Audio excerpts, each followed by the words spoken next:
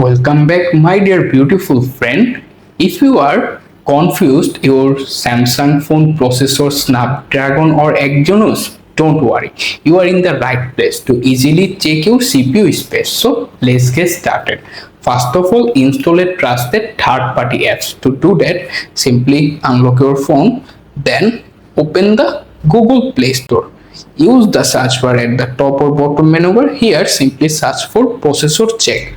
After you search it, you can see various apps there, but find that device info app. Tap on their name to open the next page. Here you can see the install button. Simply install the app first. Right now I am already installed the app.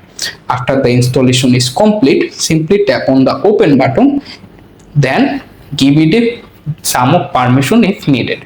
After that, scroll through the option. You can find the CPU option. Simply tap on it and see the pop-up result there. For example, my phone CPU is Snapdragon 7 Gen 1 1X Certex A710 or similar, but your device CPU is variant different your phone model. That is how you can easily done. Thanks for watching. I will see you in the next video. Take care.